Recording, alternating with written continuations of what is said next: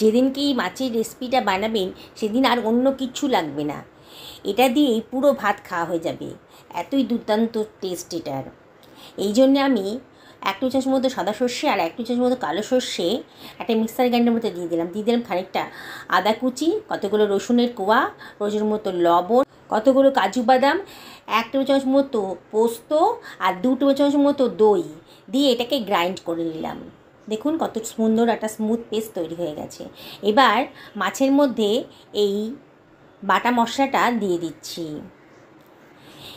পুরো মশলাটা দিয়ে দিলাম, তার মধ্যে দিয়ে দিলাম একটা পেঁয়াজ কুচি, কতগুলো কাঁচা লঙ্কা কুচি, একটুখানি ধনেপাতা কুচি, আর দিয়ে দিলাম একটা টমেটো কুচি, আর দিয়ে দিলাম 1 টেবিল চামচ মতো হলুদের গুঁড়ো, 1 টেবিল চামচ মতো ধনের গুঁড়ো, 1 টেবিল চামচ মতো জিরের গুঁড়ো, আর 1 টেবিল চামচ মতো লঙ্কার গুঁড়ো, আর দিয়ে দিলাম 2 টেবিল চামচ মতো সর্ষের তেল। রান্নাটা সর্ষের তেল দিয়ে করলে পরেই বেশি টেস্ট আসবে।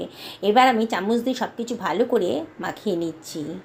খুব ভালো করে মাখাতে হবে, তাহলে মাছের মধ্যে মশলার স্বাদটা ঢুকে যাবে। একটা উষ্ণ গরম জলের ভেতর আমি লাউ পাতাগুলোকে দিয়ে দিচ্ছি, দিয়ে ভালো করে ধুয়ে নিচ্ছি।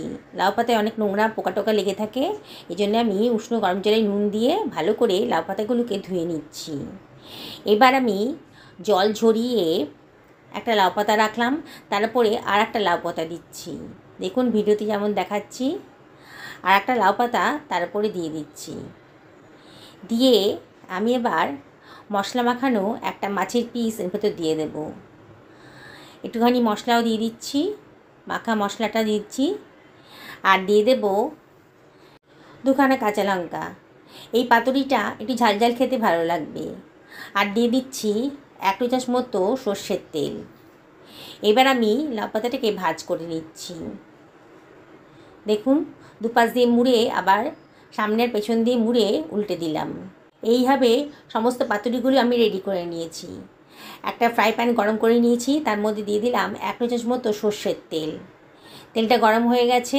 এইবার আমি লাউ পাতায় মোড়া মাছগুলোকে ফ্রাই প্যানের মধ্যে সাজিয়ে দিচ্ছি। দেখুন পরপর সাজিয়ে দিলাম, দিয়ে আমি এটাকে মিডিয়াম টু লো ফ্লেমে রাখছি। এবার ঢাকা দিয়ে দেব 5 থেকে 6 মিনিটের জন্যে। 6 মিনিট পরে দেখুন লাউ পাতা থেকে কত জল বেরিয়েছে। এবার আমি একটু উল্টে দিচ্ছি। এটা দুর্ধর্ষ খেতে হয়, গরম ভাতের সাথে আপনারা ট্রাই করবেন, দারুণ সুন্দর খেতে লাগবে। সবগুলো মাছ উল্টে দিয়েছি। এবার আমি আবারও ঢাকা দিয়ে দিলাম 5 থেকে 6 মিনিটের জন্যে।